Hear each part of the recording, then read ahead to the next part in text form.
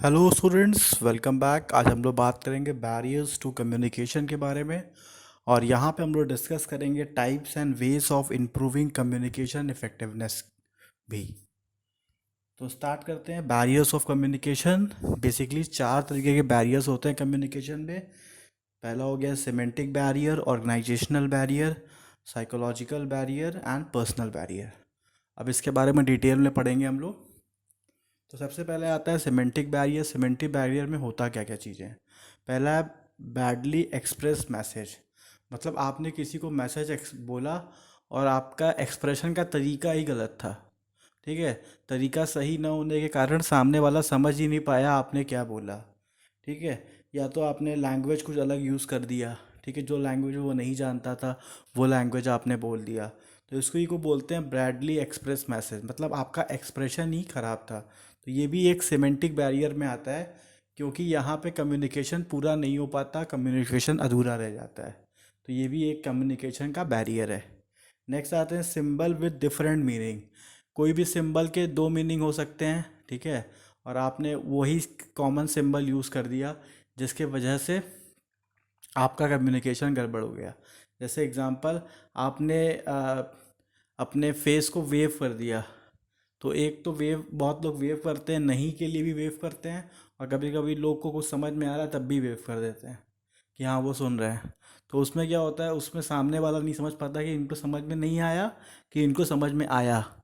तो इसके वजह से कम्युनिकेशन बैरियर भी हो सकता है। तो ऐसे सिंबल्स जो आपको जो दो जगह यूज़ हो सकते हैं, ठीक है, उसको आपने यूज़ कर दिया, तो उस कंडीशन पे ये सिमेंटिक बैरियर का एक तरीका हो सकता है।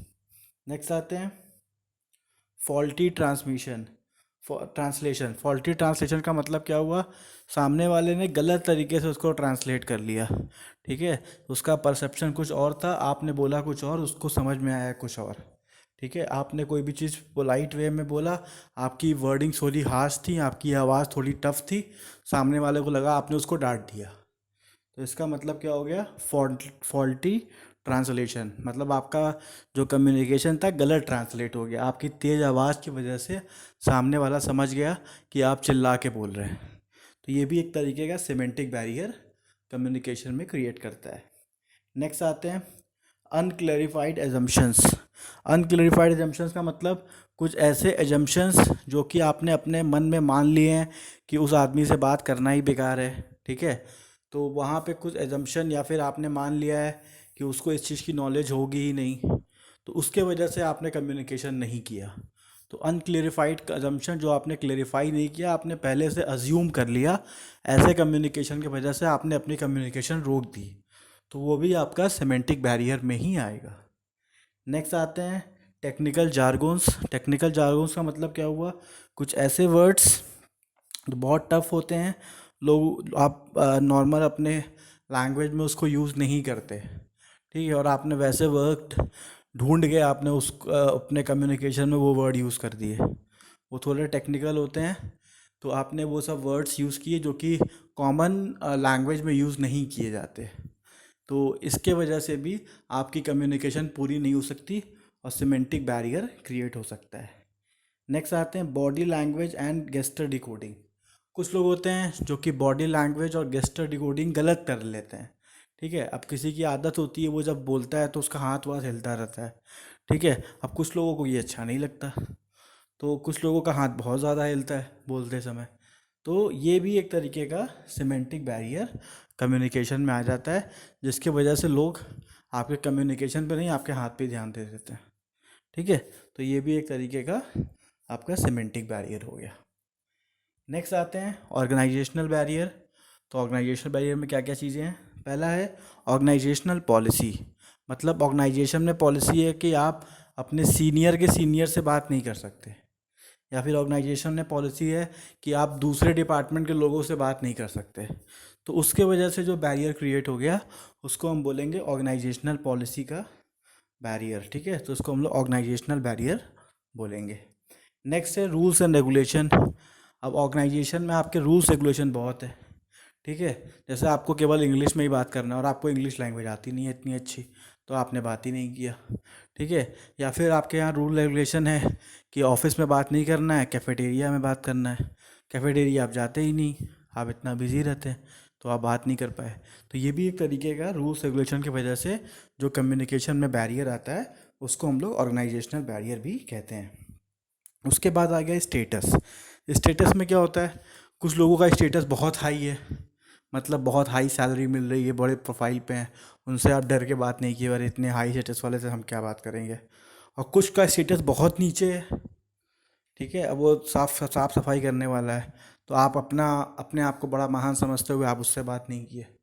तो स्टेटस दोनों चीज़ों में आ गई, तो उसके वजह से भी आपने बात नहीं किया, वो भी एक तरीके का ऑर्गेनाइजेशनल बैरियर हो गया।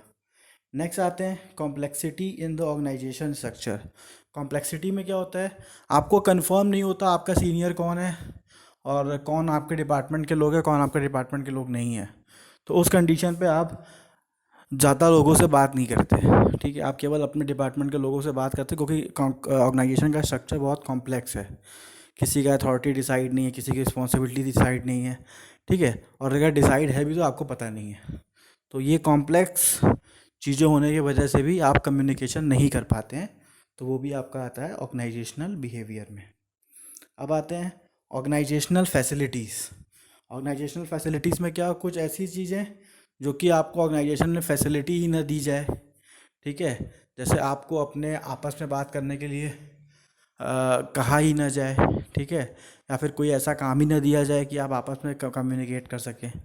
तो ऐसे भी ऑर्गेनाइजेशन में होने की वजह से फैसिलिटी, लैक ऑफ फैसिलिटी की वजह से भी आप आपस में लोगों से बात नहीं करते, पूरा समय आप बिज़ी रहते हैं, आप 8 घंटे ऑफिस में जाते हैं, पूरा समय बिज़ी रहते हैं, खाना भी खा रहे हैं तब भी ऑफिस का काम कर रहे हैं, तो कोई फैसिलिटी ही नहीं है, तो उसके वजह से भी कम्युनिकेशन आपका नहीं हो पाया, तो वो भी आपका ऑर्गेनाइजेशनल बैरियर में आएगा।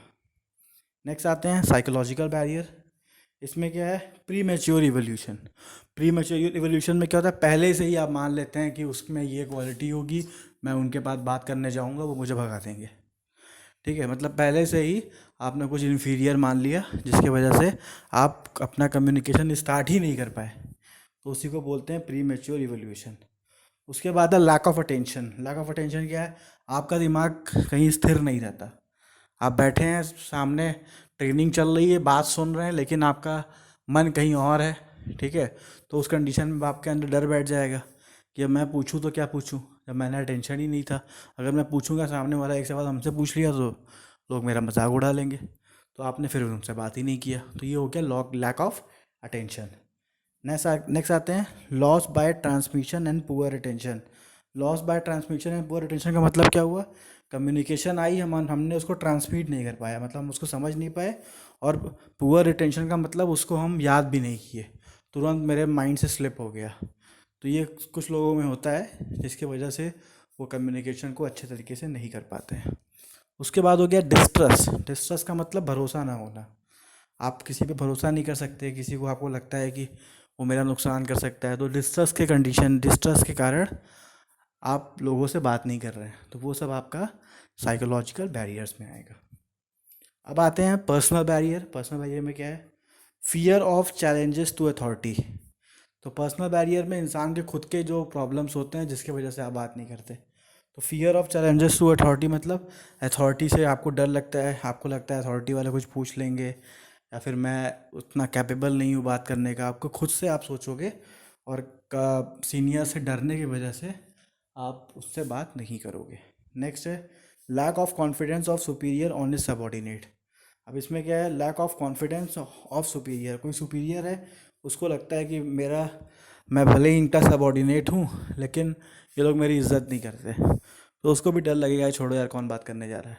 और सुपीरियर भी कभी कभी सबॉर्डिनेट भी सोचता है, छोड़ो कौन जा रहा है सीनियर से बात करने, ठीक है, तो ये ऐसे थिंकिंग जो आपके मन में बैठा होता है, ये आपके खुद के पर्सनल बैरियर्स होते हैं, जिसकी वजह से आप कम्युनिकेशन को आगे नहीं बढ़ाते।